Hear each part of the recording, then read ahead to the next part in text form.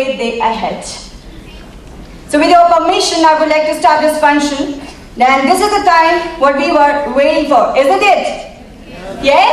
Yes. So let's get started with career orientation theme. We greatly look forward to hearing the viewpoints of our eminent speakers who have joined us for this morning. A wonderful good morning, sir. Ladies and gentlemen, today we have gathered here to have a career orientation, motivational talks from the leading experts.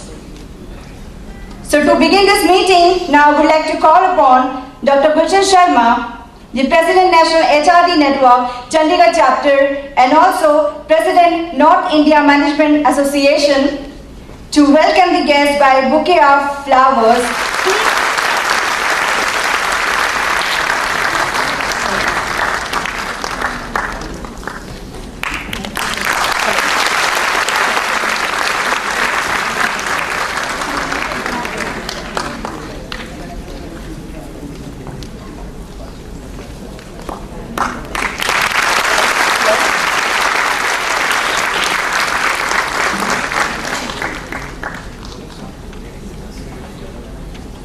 Now we have Honorable Vice Chancellor, Himachal Pradesh University, Shimla, Professor Arun Divakar Nath Bajpayee ji, our chief guest for this morning. He is a former Secretary General Association of Indian Universities and holds many top positions in reputed government academic organizations, has excelled in the area of teaching in economics. Thank you so much for being here, sir. On various aspects of manufacturing, industry, technology, management, marketing, and general business scenario. Thank you so much for showing your presence. It's said that the company of good people is like a shop of perfumes, whether you buy it or not. But even then you will receive a lot of fragrance. Thanks for being all of you here and spread the fragrance ahead, sir. Thank you so much for being here in front of all of us. Please give him a huge round of applause. Ladies and gentlemen, I would also like to add, you will be also amazed to know that Professor A.T.N. Bajpayee ji is also an excellent poet too. Having full command on Hindi, English and Sanskrit, he has contributed many volumes of rich poetry, and his few of the lines to give feel of the class of poetry written by him is like, सुनना चाहेंगे? Yes. गौर फरमाइएगा, अश्क आंखों के पियो, पियो तो सही, जख्म सीने के सियो, सियो तो सही, जिंदगी तमाम जलवे लिए बैठी है, जिंदगी तमाम जलवे लिए बैठी है, जिंदगी को जियो, जियो तो सही. Good morning. Okay. Everybody got to tell with me, today is my day. नहीं, मजा नहीं आया. आज का दिन मेरा है. Today is my day. This is my year. This is my year. This is my decade. This is my decade. This is my century. This is my life. I am going to live a wonderful life, meaningful life. I will add something to society before I go back. I am going to be successful. I am going to be successful. It's possible. अभी थोड़ा ऊपर जाना चाहिए. It's possible.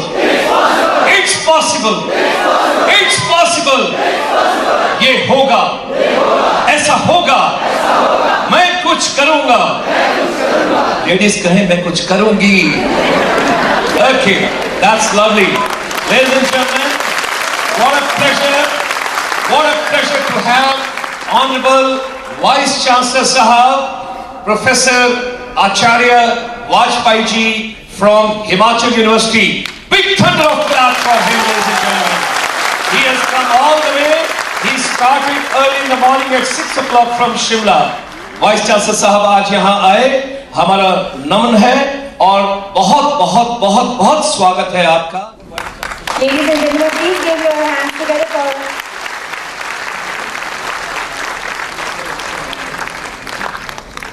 Shri Gulshan Sharma ji, Harpal Singh ji, Jain Vora ji, and the students who have gathered to this Tagore Hall from Himachal Pradesh, Punjab, Haryana and the cities nearby, the parents of our students, the media persons, ladies and gentlemen, I am humbled to be here and to hear so many good words about me. Words are spoken about any person at the back or something different. But before him, when he is sitting in the hall and he is listening all praises and praises, he tries to introspect whether these words are being spoken about him or to somebody else. And that was my situation. I am really grateful to you, to Mr. Gulshan Sharma, for connecting me to the history of our friendship when you were in Jabalpur and I was in Jabalpur. He served in one of the premier institute of management, which is known as College of Materials Management. It was created by Ministry of Defence at Jabalpur. And me, being there in the faculty of Rani Durgavati University Jabalpur, used to on different committees where Gulshan was serving. He told me, he connected me those days of Jabalpur when he used to come to meet me there at my residence in the department and discuss so many things to do in College of Management. Friends, personality is a bunch of several qualities of the individual. And I do agree with Mr. Harpal Singh when he was mentioning that after hearing you, Mr. Gulshan Sharma, there remains nothing to be spoken about. We have covered, you see, all aspects related to personality and its interrelations with the society, the employment. A wide range from individual to infinity, from zero to infinity. I think there was nothing left by.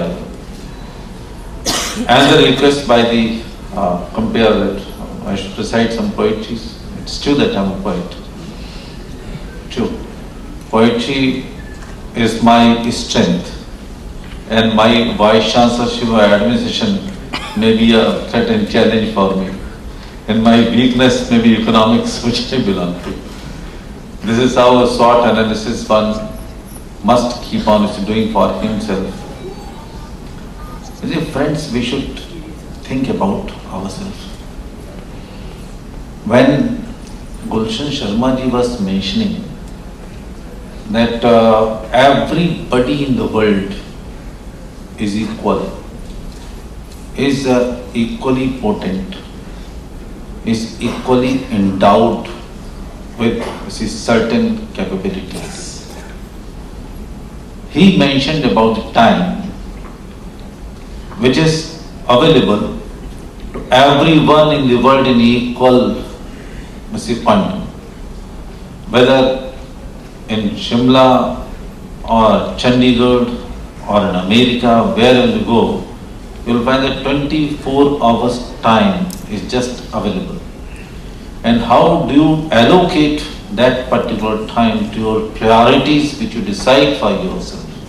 That just decide your future.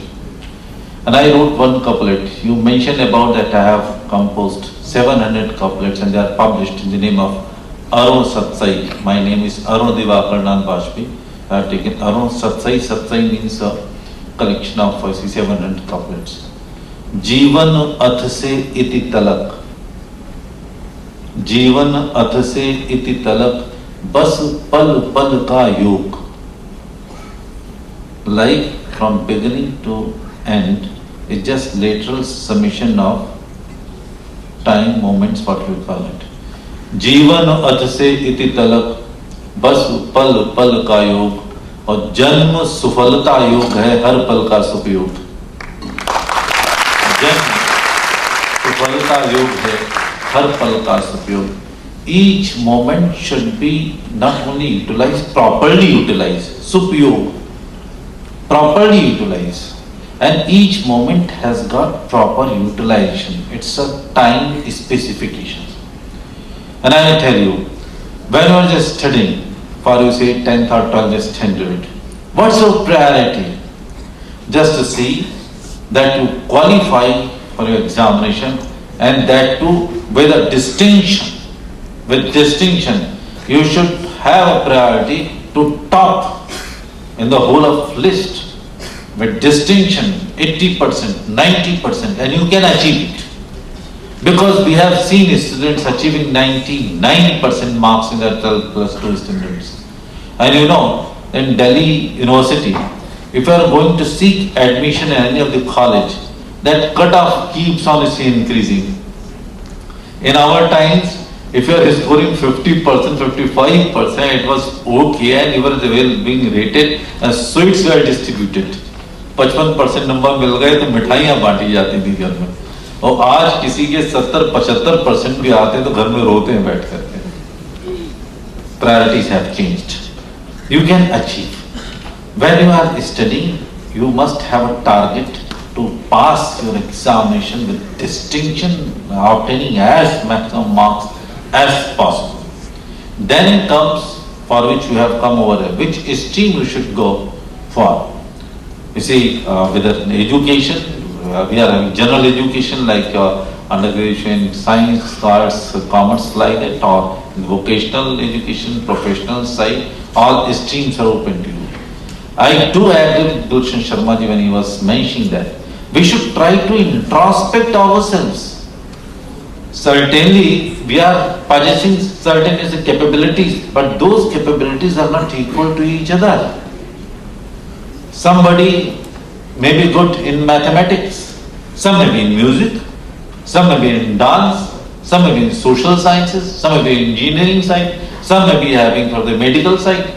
So there should not be any compulsion, neither from the circumstances, nor from your friends, nor from your neighbors, nor from your parents themselves. Because nowadays, parents' choice is the student's choice. Parents' choice is the children's choice. The parents' choice and their ambitions should not victimize our students or our children. So the choices of the children must be developed on the basis of the capabilities they possess, and for that I think the way exercises are being done over about the aptitude test, they are the really objective type of exercises for making proper choices, giving proper choices, offering proper choices for the students. And on those capabilities, if you are building up your career planning, that will certainly help you grow, help you develop. Otherwise, what will happen?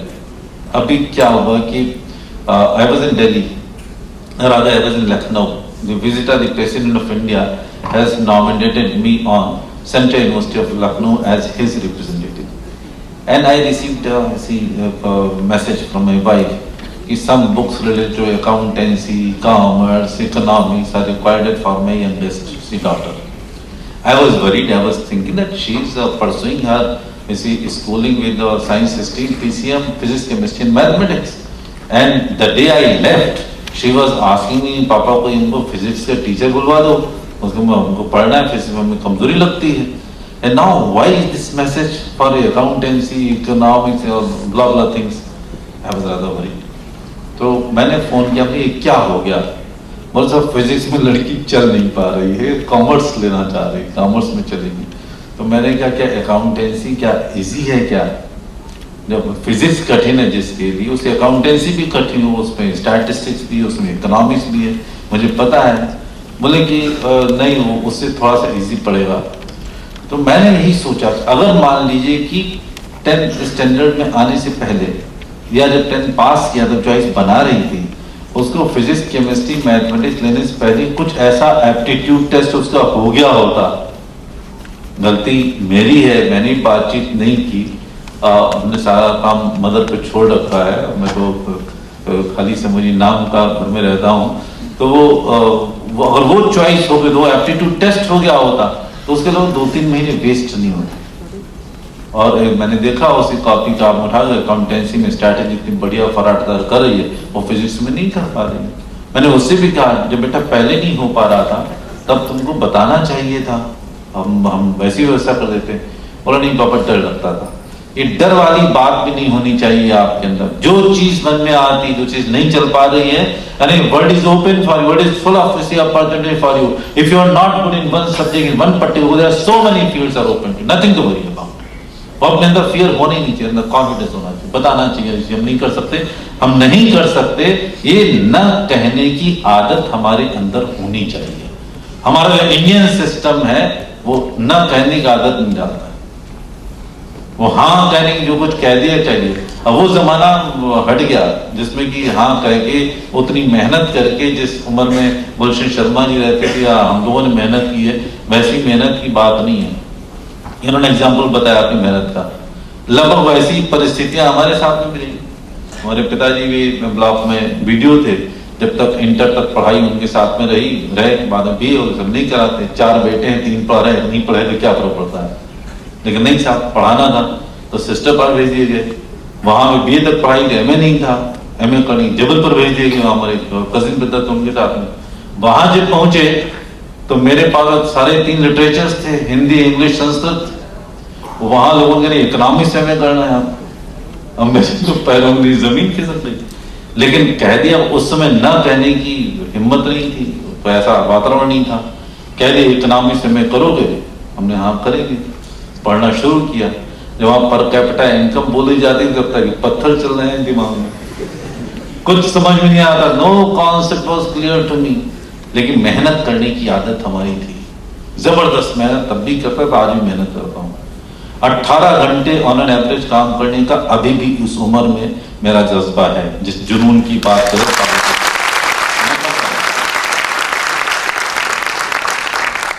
मैंने भाई साहब 10वें की economics किताब पढ़ना शुरू की, 10वें की पढ़ी, 12वीं पढ़ी, बीए की पढ़ी, सारी डेफिनेशंस रट डाली मैंने, जितने कॉन्सेप्ट रट डाले। स्टैटिस्टिक्स की एक प्रॉब्लम को 50 बार करता था, और इतनी मेहनत की प्रीवियस मैंने टॉप किया पूरी यूनिवर्सिटी में। बीए में इकोनॉमिक्स पढ़ गया तो पीछे रहेगा, बिना इकोनॉमिक्स पढ़े हुए हमने जो टॉप किया। इसलिए कहते हैं आप सब कर सकते, जो उन्होंने कहा आपके अंदर वो पोटेंशियल है, इसको आप अच्छे ढंग से यूटिलाइज करो। जो कुछ भी वर्ल्ड में जो किसी आदमी ने चीज प्राप्त की है वो आप प्राप्त कर सकते हो। इसलिए हमने कहा कि हम अमृतस्य पुत्र हैं, हम अमृत के पुत्र हैं। इसलिए भारतीय मनीषा मेधा के बारे में जो प्रोफेसर कैलिफोर्निया से बोल रहे थे, उन्होंने कहा कि आप समझिए कि जो कुछ भी वो प्राप्त कर सकते हैं, नहीं प्राप्त कर सकते, उसकी अच्छी स्ट्रेटेजी बनानी पड़ेगी, और स्ट्रेटेजी को बनाने के लिए अच्छी मेहनत करनी पड़ेगी, और मेहनत करने के बाद में आगे बढ़ना पड़ेगा। लेकिन हर एक चीज की एक पर्टिकुलर रूपरेखा है। जैसे एक बिल्डिंग बनाते हैं ना, एक बिल्डिंग को आप बगैर फाउंडेशन बनाए हुए आप समझिए कि पहली मंजिल या दूसरी मंजिल नहीं बना सकते। स्लैब डालने के लिए दीवारें खड़ी करनी पड़ेंगी, कितनी स्ट्रेंथ होगी, उसलिए कौन सा मसाला लगाना पड़ेगा, कौन सी आपके डिजाइनिंग होगी, सारी चीजें करनी पड़ती हैं। उसी प्रकार से अपना बिल्डिंग ब्लॉक, पर्सनैलिटी का बिल्डिंग ब्लॉक बनाने के लिए हमें पूरी की पूरी वो डिजाइन बनानी पड़ेगी। किस फाउंडेशन पे हमको अपनी पर्सनैलिटी खड़ा करना है, किस प्रकार का मटेरियल उसे हमें यूज करना है, कौन कौन हमको शेप करने वाले हैं। ये कोई वैसी बिल्डिंग नहीं जो कोई बना दे आकर, कौन शेप करने वाला है। हमारे शेपर्स, हमारे मेंटर्स भी पहले से आइडेंटिफाई होने चाहिए, और फिर जो पर्सनालिटी बनेगी वो उसको लोग याद करेंगे। इन्होंने बातचीत की, गुलशन शर्मा जी ने एपीजे कलाम साहब को हमारे सामने उदाहरण दिया, गांधी का उदाहरण हमारे सामने है, विवेकानंद का उदाहरण हमारे सामने है, धीरूभाई अंबानी का उदाहरण हमारे सामने है। ऐसे ही न जाने एक से एक इंडस्ट्रियलिस्ट, एंटरप्रेन्योर्स, एजुकेशनिस्ट के उदाहरण हमारे सामने हैं। हमसे ये कहा जाता है, अभी भी मैं गया था प्रेजेंटेशन के लिए, तो लोग साहब इंडिया की जो यूनिवर्सिटीज हैं वो टॉप 200 यूनिवर्सिटी फिगर नहीं करती, हमारे पास वर्ल्ड क्लास यूनिवर्सिटी कोई नहीं। तो मैंने कहा कि India may not have any world class university, but all world class universities have Indians. you please name any institution of the world, whether it is London School of Economics, उसके तो director general ही भारतवर्ष से IG. Patel थे, अभी मेघनाथ देसाई काम कर रहे हैं वहां पर, और इसी MIT और हार्वर्ड और कैलिफोर्निया और any university you name in the world, NASA, which is the best scientist association of America, it is full of Indians. IT, he himself told Mr. Gulshan Sharma, IT of America is full of predominated by Indian brains. तो कमी नहीं है हमारे पास में, हमारे पास वो चीजें नहीं है जो उनके पास में है, इंफ्रास्ट्रक्चर, वो लिबर्टी, वो लैटिट्यूड उनके पास में, वो हमारे पास में नहीं है। वो अगर हम क्रिएट कर दें, वैसा हम एम्बियंस क्रिएट कर दें इंडिया में, तो हमें भी कोई रोक नहीं सकता है world class institution, world class university बनने में। वो भी चीज हमको देखनी पड़ेगी। मैं यहाँ कुछ चीजें आपसे शेयर करना चाहूँगा, वो सबके एक्सपीरियंस से ही है। आपके आसपास में कुछ रोल मॉडल्स घूम रहे होंगे, आपके आसपास में आपके कुछ टीचर्स होंगे जिन्होंने आपको पढ़ाया और जो सोते समय आपके जहन में आते होंगे, या आपके पेरेंट्स में रोल मॉडल आपके पास में, ग्रैंडपा ग्रैंडमा में कोई रोल मॉडल्स होंगे, गांव खेड़े में कुछ एक आध ऐसे व्यक्ति होंगे जो एंटरप्रेन्योर्स होंगे। थोड़ा सा उनके बारे में सोचना शुरू करिए, उनके बारे में देखना शुरू करिए, वो कैसे आगे बढ़े हैं, उन्होंने क्या सैक्रिफाइसेस किए हैं। जिस बैसाखी की बात आज किया रहा है, आज अंबेडकर जयंती भी है। अंबेडकर तो कोई समझिए कि बड़े घराने में पैदा नहीं हुए थे, अंबेडकर तो समझिए उस जात में पैदा हुए थे जिसको अस्पृश्य कहा जाता था, और उन्होंने किस तरह से संघर्ष करते करते अपना मॉडल डेवलप किया। आज पूरा भारतवर्ष ही, सारे संसार में अंबेडकर की पूजा होती है, पूरी हिस्ट्री चेंज करी, पूरा कॉन्स्टिट्यूशन उन्होंने बना दिया। कौन सा जज्बा उनके पास में था। बैसाखी की बात हम करते हैं, इसी बैसाखी को तो जलियांवाला कांड हुआ था। वो जलियांवाला बाग, उसकी कहानी भी इसी बैसाखी के दिन थरथरा देती है। वहां जाकर देखना चाहिए, अभी भी जो दीवार पर गोली के छर्रे जहां लगे तो छेद बने हुए हैं, वो कुआं बनाओ जहां दौड़ दौड़ लोग गिरते जाकर के रूह कांप उठती है। ये चीजें जो है हमारे अंदर आनी चाहिए। कुछ कहानियां पढ़िए आप लोग, जो पंचतंत्र की कहानियां जिसमें कि ज्ञान भरा पड़ा है हमारा, उसको जरूर पढ़िए, उससे हमारी बुद्धि जो है शार्प होती है। कुछ हमारे जो ग्रंथ हैं उनका अनुशीलन अध्ययन जरूरी है। हम रामचरितमानस या गुरु ग्रंथ साहब या श्रीमद् भगवद गीता, ये सारी चीज पढ़ते हैं जो घर में पढ़ी जाती है, अलग से नहीं। कुरान शरीफ पढ़ी जाती है, बाइबल पढ़ी, उसको आप पढ़िए, लेकिन पढ़िए कोई हम आध्यात्मिक या धार्मिक गुरु बनने के लिए नहीं, धर्म के लिए नहीं। उसमें देखिए कि हम अपने जीवन को कैसे जी सकते हैं, जीवन को अच्छा बनाने के लिए हम किस प्रकार से उसको पढ़ें। उसमें जो शिक्षाएं दी हैं, उसको अपनी पर्सनैलिटी को डेवलप करने के लिए जो शिक्षाएं दी हैं, गुरु ग्रंथ साहब का तो मैं बहुत ही भक्त हूं। उसमें क्या नहीं है, संसार का सारा ज्ञान जो आधुनिक ज्ञान है, आज का रसायन शास्त्र उसमें, आज की बायोटेक्नोलॉजी उसमें, हमने जो उस दृष्टि से पढ़ाई नहीं। हम तो वहां जाकर के मत्था टेका और कुछ वाणी पढ़ते रहे, एक नूरदे सब जब उपजया कौन पले कौन मंदे, और सामने दिखा तो उसको गाली देने लगे। अरे भाई, जब एक ही नूर सूख जाए, सामने में भाई बहन हमारा, इसको मानते क्यों नहीं है? उसको मानने का जब जज्बा आ जाएगा तब जाके सही बात जो है उस गुरु ग्रंथ साहब की जो हमारे जीवन में उतरेगी। नहीं तो हम रटते चले जाएंगे, रटने से बात, वो जरूर हमको करना है। हमें जब ये पता है कि सुबह का सूरज जब उगता है तो वनस्पतियों में ऊर्जा का संचार होता है। हमने देखा कि कलियां जो खिलने लगती हैं, चिड़ियां चहकने लगती हैं, पेड़ों में पौधों में अजीबो गरीब सी समझिए कि खुशबू आने लगती है, और रात होते ही वो सब संकुचित होने लगते हैं। 13 तारीख को महावीर जैन जी की भी जयंती है। दिगंबर जैन जिन्होंने जैन धर्म बनाया, उन्होंने सूर्योदय से सूर्यास्त तक की पूरी दिनचर्या बताई। कल ही 13 तारीख महावीर जयंती थी। मैं जैन धर्म को भी मैंने काफी पालन किया हुआ है। तो क्यों नहीं हम सवेरे उठ के सूरज को प्रणाम करते हैं? जब हम जानते हैं पूरा नेचर, पूरी बॉटनी, पूरा फ्लोरा, पूरी बायोडाइवर्सिटी इस चीज को डिसाइड कर चुकी है, साइंटिफिकली प्रूवन है कि उठते उगते हुए सूरज के साथ में समझ सारी ऊर्जा का संचार होता है, तो हम सोते क्यों हैं? उसमें सोते क्यों हैं? हमें उठना चाहिए, उसी सूरज को प्रणाम करना चाहिए और सूरज से कहना चाहिए कि मुझे कुछ शक्ति दो। सूर्य नमस्कार योगासन सिखा उसको हम करना शुरू करें। देखिए कैसे नहीं कल्याण होता है। और आप सोते रहेंगे और सूरज कहेगा, सूरज के रोशनी के आने के सारे दरवाजे बंद करके एसी ऑन करके आप सोते रहेंगे और आप कहेंगे आपके अंदर ऊर्जा का संचार हो भी जाए। ये दो चीजें साथ में नहीं चल सकती हैं। मेरा निवेदन है कि प्रकृति के साथ में जितना सहयोग करेंगे, प्रकृति के साथ जितना आप सहयोग करेंगे, जितना उसके साथ चलेंगे, उतनी ही पर्सनैलिटी में आपको अंदर उदारता आएगी, उतना ही विकास आएगा, उतनी सर्वव्यापकता आएगी, क्योंकि प्रकृति के ही सारे सद्गुण हैं। आपने कभी सोचा है कि उस बीज में कौन सी ताकत होती है?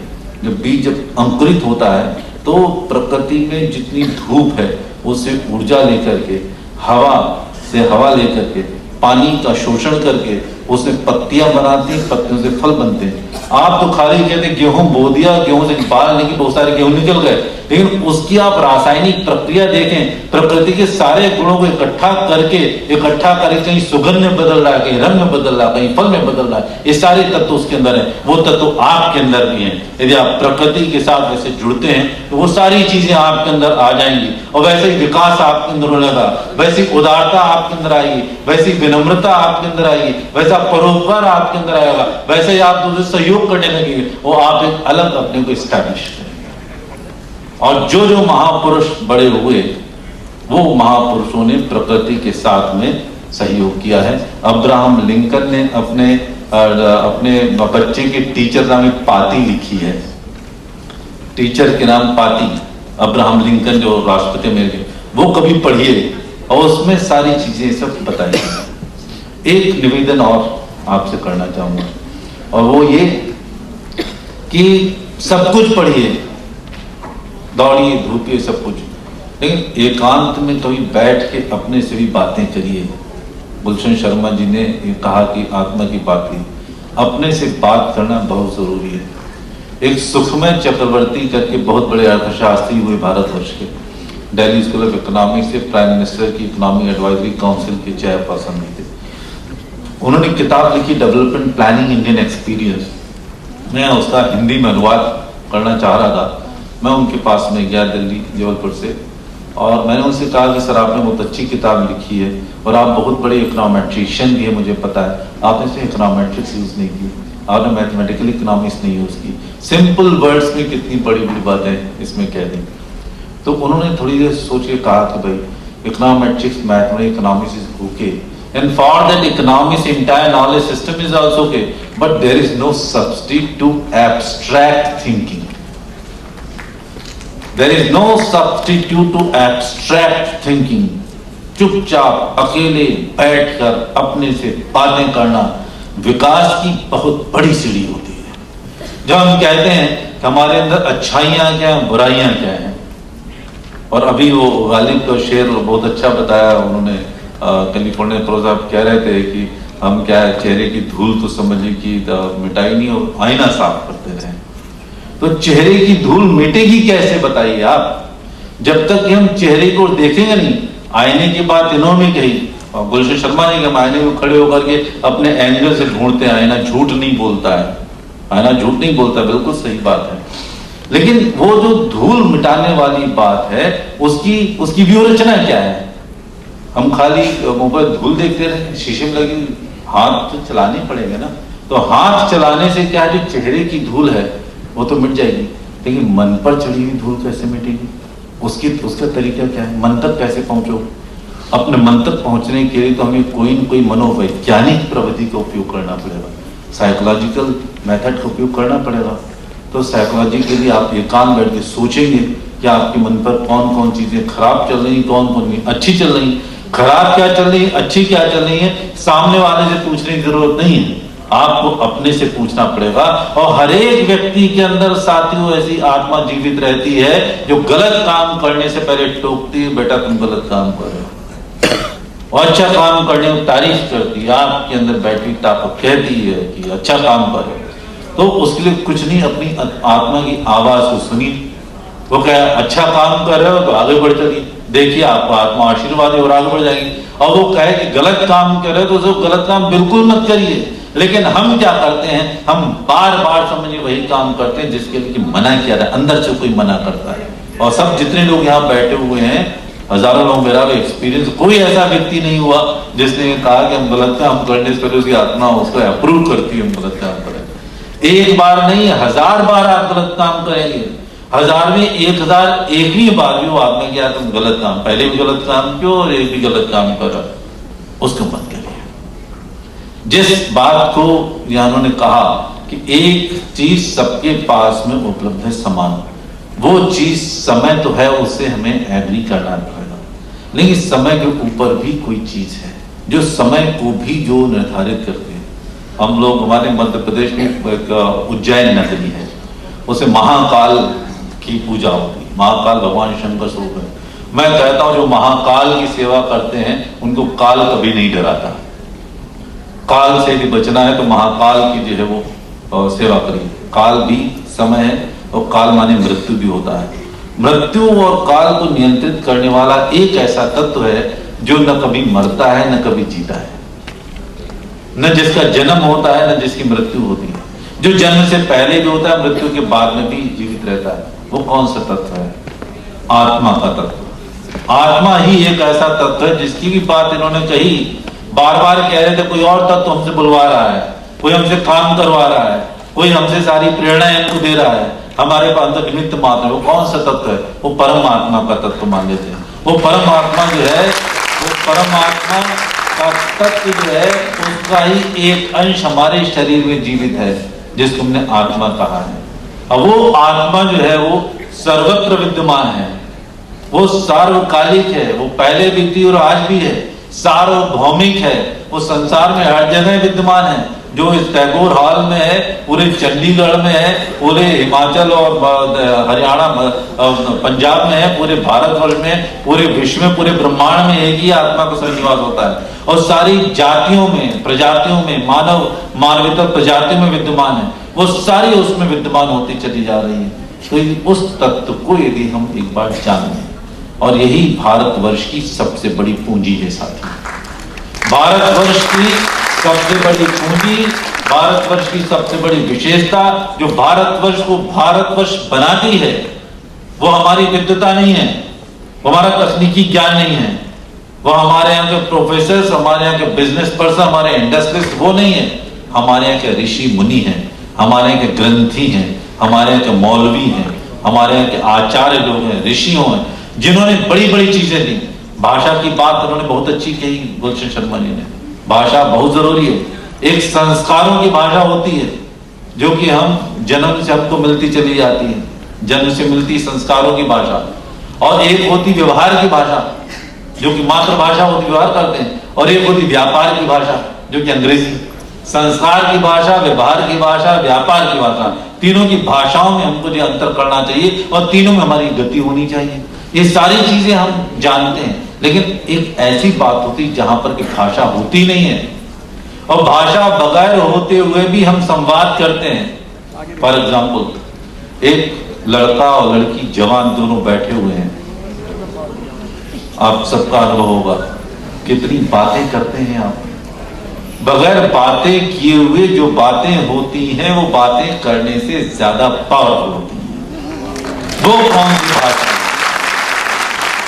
उस भाषा की ओर भी जो हमको वो होती है प्यारे, आत्मा की भाषा होती है। इसी आत्मा की विशेषताओं में मैं आपको निवेदन करूं कि वो हमारे ऋषियों ने उस तत्व को खोजा था। अभी गॉड पार्टिकल्स को खोज निकाला उस साइंटिस्ट ने जो कि चंडीगढ़ बेस्ड थे, बोस एंड अदर्स, हिक्सियन बाहर थे, बोस हिक्स हाइपोथेसिस बनाई, उन्होंने एक गॉड पार्टिकल निकाला। गॉड को खोजने के लिए वो लगे हुए, लेकिन खोज नहीं पा रहे। अभी तक बायोलॉजिकल साइंटिस्ट वो तत्व नहीं खोज पाए जब भ्रूण में कब प्राण आ जाते हैं और कब कौन सा तत्व निकल जाता है, आदमी को मृत घोषित कर जाता है। भारतवर्ष के ऋषियों ने उस आत्मा की खोज की थी और उसके आधार पर ही सारा मॉडल बनाया था, और वही मॉडल उनका साइंस में भी चला, वही मॉडल टेक्नोलॉजी में चला, वही मॉडल आयुर्वेद में चला, वही ऋग्वेद में चला, वही सब लिटरेचर में चला, और वही सोशल साइंस में चला। जितनी राइटिंग्स भारतवर्ष की हैं वो उस तरह चली। हमें जो है उस पर भी अपना ध्यान देना होगा। और जब ये सारी चीजें जब इकट्ठी हो जाएंगी, हमारे पास हमारा इंडिजिनस नॉलेज होगा, हमारे पास जो मॉडर्न सिस्टम से नॉलेज के, आईसीटी के, उनका सारा का सारा उनके हमारा सरोकार होगा, और दोनों का जब बढ़िया कॉम्बिनेशन होगा, then will be unique, will be different from others. तब जब एपीजे कलाम साहब कहते हैं हमें जो है वो सपने देखने की आदत होनी चाहिए, हमें बड़े सपने देखने की आदत होनी चाहिए। साथियों, बड़े सपने कभी छोटी आंखों से नहीं देखे जाते। बड़े सपने देखने के लिए हमें अपनी आंखें बड़ी करनी पड़ेंगी। कहने का हमें अपनी क्षमताओं को भी विकसित करना होगा, और क्षमता उस स्तर पर विकसित करना होगा कि सारे संसार के लोग जो आपकी ओर आंखें फाड़ फाड़ के देखें, हाँ ये कहती है।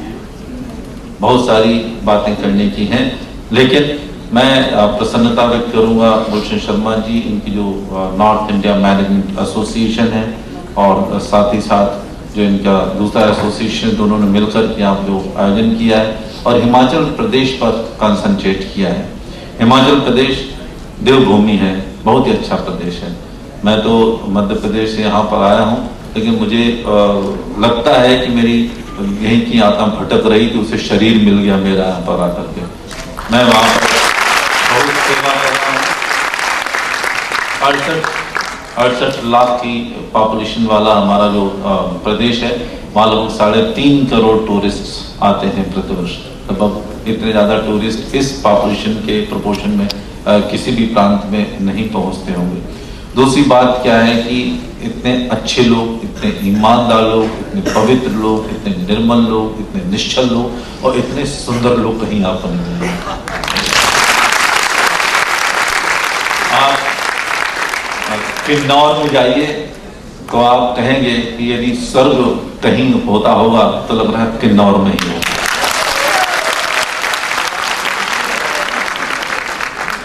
यदि आप भरमौर से आगे बढ़कर मणि महेश की यात्रा करें तो कहेंगे भगवान शंकर का निवास यही है,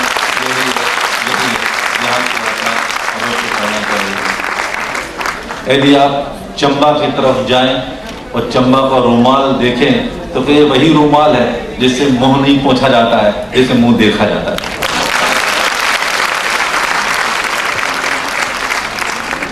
ज्वाला जी में जहां पर की अनवरत काल से भगवती निवास करती हैं, साक्षात ज्वाला के रूप में। अकबर ने बुझाने की कोशिश की और 4.5 लाख किलो का एक छतर वहां चढ़ाया, जिसका मेटल अभी तक लोगों को पता नहीं चला, उसका अहंकार आ गया था, वो वहां चढ़ाया। चामुंडा जी वहां पर हैं, नैना देवी वहां पर हैं, बालकनाथ वहां पर हैं, वज्रेश्वरी देवी वहां पर हैं, बगलामुखी वहां पर हैं। मतलब जितने शक्तिपीठ हो सकते हैं, अधिकांश शक्तिपीठ हिमाचल में वहाँ साक्षात समझिए कि भगवती पार्वती और शंकर के दर्शन होते हैं लोगों को, जो उनकी देखना चाहते हैं। और शरीरी आत्माएं वहां पर विचरण करती हैं उस देव में, जहाँ पर देवदारू के वृक्ष भगवान तथागत की तरह जो निरंतर तपस्या में लीन रहते हैं, वो आशीर्वाद देते रहते हैं। ऐसे देवभूमि हिमाचल को आपने अपना केंद्र बनाया है, मैं इसके लिए आपको बहुत बहुत साधुवाद देता हूँ। साथियों, जो कोर्सेज आपने आइडेंटिफाई किए हैं, हम चाहेंगे गुलशन शर्मा जी हमारे विश्वविद्यालय में आए एक दिन। हमारे जो अधिकारी लोग हैं, जो प्रोफेसर हैं, डीन्स हैं, उनके साथ में एक इंटरैक्टिव सेशन रखते हैं, और हम चाहेंगे अधिकांश कोर्स जो है आने वाली जुलाई से ही उनको प्रारंभ कर दें, जिससे कि हमारे हिमाचल प्रदेश का और भी कल्याण हो। और जो 10,000 बच्चों को आपने रोजगार में लाने की बात कही, जो आपका HR नेटवर्क है, जो national human resource development network, उसके माध्यम से, और उसमें हमारे विश्वविद्यालय का जो भी योगदान बन पड़ेगा, हम निश्चित तौर पर आपके साथ में सहयोग करेंगे। अंत में मैं अपने 2 मुक्तक सुनाकर के बात को खत्म करूंगा। जो संचालिका महोदय सुना रही थी, वो भी एक सुना दूंगा अपने टोन में जैसे मैं सुनाता हूँ, और उसके बाद में आप कहेंगे तो एक आध चीज और सुना सकता हूँ। इन्होंने जो सुनाया था संचालिका ने, वो ये था कि अश्क आंखों के पियो पियो तो सही। मैं एक चीज और निवेदन करना चाहूंगा कि क्वालिटी और एक्सीलेंस का कोई सब्स्टिट्यूट नहीं होता। जो भी काम करें, यदि कपड़े पहनना है तो ऐसे पहने के ही सलीका होता है कपड़े पहनने का। लिखें तो कहीं यही सलीका होता है। पढ़ें तो लोग कोट करें क्या पढ़ें तो इस तरह से पढ़ना चाहिए, मार्कशीट हो तो ऐसी मार्कशीट हो। इकोनॉमिक्स में जाए तो इंटरनेशनल इकोनॉमिक एसोसिएशन 2002 में जो इंटरनेशनल कॉन्फ्रेंस हुआ था उसमें नोबेल लॉरेट सोलो के साथ मेरा 1:1 डिस्कशन हुआ 45 मिनट का, और best orator best economics prize मिला मुझे। और जब लिटरेचर पोएट्री की बात हो तो इंटरनेशनल मुशायरा हुआ पटियाला में, पाकिस्तान बांग्लादेश से शायर आए, मैं सदर मुशायरा था। लोगों ने कहा हमें पाकिस्तान बांग्लादेश बुलाएंगे शायरी के लिए। तो जो भी काम करें वो एक मॉडल बन जाए। गीता कहती है विदा चरते शेष तत् देवी तो जना सहयत प्रमाणम कुरते लोकस तदनुवर्तते। वो जो प्रमाण स्वरूप स्थापित कर देता है संसार उसी का अनुकरण करता है।